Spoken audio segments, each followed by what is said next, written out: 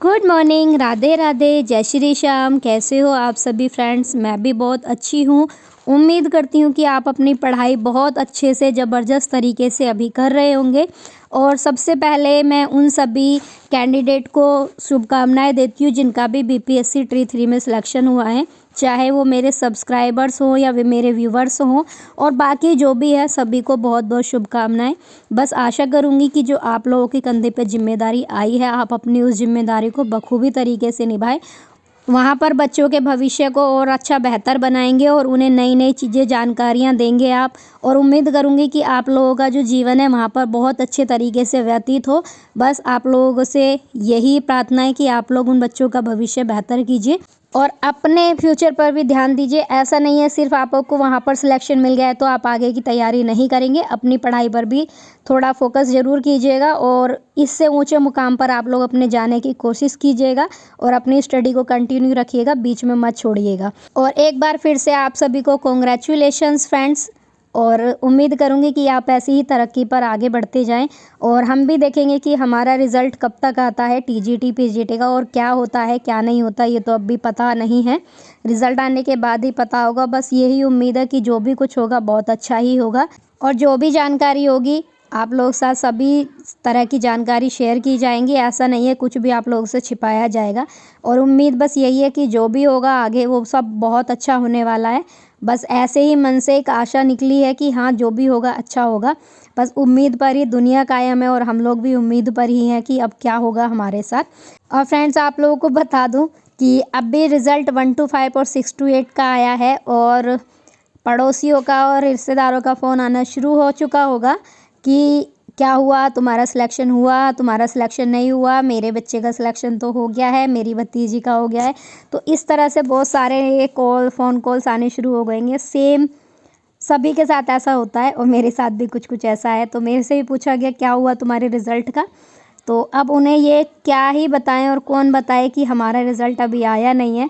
तो उनको ये लगता है कि नहीं ये झूठ बोल रहे हैं, इनका सिलेक्शन नहीं हुआ है इसलिए हम लोगों से छिपा रहे हैं। तो इन सारी बातों पे आप लोग ध्यान मत दीजिए, सब चीज़ों को इग्नोर कीजिए और अपनी पढ़ाई पर फोकस कीजिए। मैं भी अभी ऐसा ही कर रही हूँ क्योंकि मेरे पास भी एक फ़ोन कॉल आया था, उसमें पूछा मेरे से कि क्या हुआ तुम्हारे रिज़ल्ट का। तो मैंने कहा अभी नहीं आया, तो बोला गया कि नहीं मुझे लग रहा है तुम्हारा हुआ नहीं है इसलिए तुम झूठ बोल रही हो। बाकी उन लोगों को नहीं समझा सकते, ज़्यादा एक्सप्लेन करना अच्छी बात नहीं है उन लोगों के सामने। और ये हर किसी के रिलेटिव्स का, हर किसी के परिवार में तो बहुत ज़्यादा ही होता है ऐसे कि हाँ उसका नहीं हुआ उसका हो गया, तो ताने मिलते हैं। अब भी सिर्फ अपनी पढ़ाई पर फोकस है, अभी इन सब चीज़ों के बारे में ज़्यादा नहीं सोच रहे हैं। जो भी होगा अच्छा होगा आपके साथ भी और मेरे साथ भी। बस उम्मीद रखिए कि जो भी होगा अच्छा ही हो और सबके साथ अच्छा हो और सबका सिलेक्शन हो जाए, सबको एक सीट मिल जाए। तो फ्रेंड्स मैं अभी यहाँ पर ले रही थी निशा मैम की क्लास, जो कि मैम ने मैराथन दी थी उसी को कंप्लीट कर रही थी मैं रिवीजन के तौर पर। और मैं आपको बताऊँ इसके थोड़े थोड़े से पॉइंट्स मैं लिख रही थी क्योंकि मेरे पास इसके कोई ज़्यादा नोट्स भी नहीं है। जो मेरे पास सीटेट के नोट्स हैं मैं उससे भी पढ़ रही हूँ, लेकिन एचटेट में थोड़ा सा सिलेबस डिफरेंट हो जाता है सीटेट का। और फ्रेंड्स अभी आपको पता है कि एचटेट का लास्ट टाइम है और अब देखोगे आप तो मुश्किल से ही 18 दिन बचे हैं, 20 दिन थे पहले अब 18 दिन ही बचे हैं।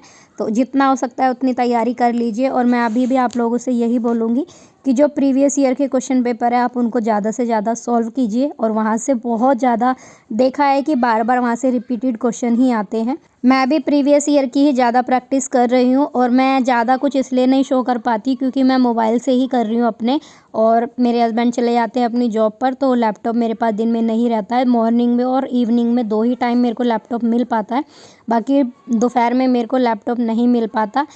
इसलिए मैं फ़ोन से स्टडी कर रही हूँ, अभी प्रैक्टिस जो भी कर रही हूँ। फ्रेंड्स मैं अभी 3 से 4 यूट्यूब चैनल जिनसे मैं तैयारी कर रही हूँ एचटेट की और कॉमन पेपर की ही तैयारी कर रही हूँ मैं वहाँ से।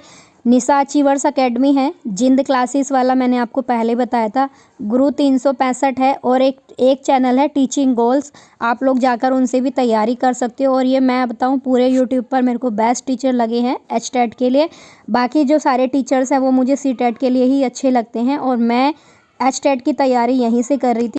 अगर आप लोगों को लगता है कि हमारी तैयारी में कुछ ना कुछ कमी है तो मैं आपसे बोलूँगी इन चैनल्स पर जाकर आप लोग इनकी मैराथन क्लासेस देख सकते हो और बहुत ही अच्छा कंटेंट दिया हुआ है। और स्पेशली मैं आप लोगों को गाइड करूँगी, टीचिंग गोल्स चैनल है उस पर आप जाकर देख सकते हो। बहुत अच्छे से थ्योरी कवर कराई है, साथ ही साथ MCQs की भी प्रैक्टिस डेली कराई जाती है। मैराथन क्लासेस भी आप वहाँ देख सकते हो, हिंदी इंग्लिश की सब चीज़ की अवेलेबल है। और इधर से फ्रेंड्स मेरा सारा काम होने के बाद मैं आ गई थी दोबारा से पढ़ने के लिए और अब मैंने शुरू किया था अपना पॉलिटिकल साइंस। और फ्रेंड्स आपको बता दूं कि RPSC यानी कि राजस्थान में फर्स्ट ग्रेड की वैकेंसी निकली है, तो आप लोग भी अप्लाई कर सकते हो अदर स्टेट के। उसमें सिर्फ आपकी BEd की डिग्री मांगी गई है, कोई भी पात्रता परीक्षा उसमें नहीं मांगी है, तो आप लोग अप्लाई कर सको अगर आप लोगों के पास क्वालिफ़िकेशन है तो।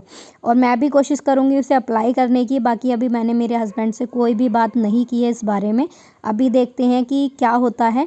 मैं अभी पक्का नहीं बोल सकती हूँ उसके लिए, क्योंकि दूर पड़ जाएगा राजस्थान और कुछ समझ में नहीं आ रहा है कि क्या ही होगा। बाकी अभी मैं अपनी पढ़ाई पर फोकस कर रही हूँ HTET के लिए, और साथ साथ मेरा NET JRF के लिए भी मैं तैयारी करके चल रही हूँ। अगर फ्रेंड्स आप लोगों को लगता है कि हमें BPSC ट्री 3 में सिलेक्शन हो जाएगा तो बहुत अच्छी बात है, लेकिन अगर आप लोग अपनी पढ़ाई को शुरू नहीं किए हो, छोड़कर अभी बैठे हो, तो ये आप लोग बहुत गलत कर रहे हो अपने साथ। आप अपनी पढ़ाई कंटिन्यू कीजिए, क्योंकि NET JRF का एग्ज़ाम आप दे सकते हो, उसके लिए आप अप्लाई कर सकते हो और उसके लिए पढ़ना बहुत ज़्यादा ज़रूरी है। हर साल दिसंबर में NET JRF का एग्ज़ाम हुआ करता था, लेकिन इस बार अभी तक फॉर्म भी नहीं आए हैं और उम्मीद है कि अब की बार जो एग्ज़ाम होने वाला है वो दिसंबर में ना होकर जनवरी के आसपास जाने वाला है। तो आप लोग अपनी अगर तैयारी नहीं है तो अभी भी अपनी तैयारी को अच्छे से करना शुरू कर दीजिए। अभी भी टाइम है आप लोगों के पास, वहाँ से अच्छा और अच्छा मौका आप लोगों को मिलेगा। और साथ ही साथ अगर आपको NET JRF की तैयारी नहीं करनी है तो बिहार में बैट भी आ रहा है, बैट के लिए भी बोला जा रहा है, तो आप उसकी भी तैयारी कर सकते हो।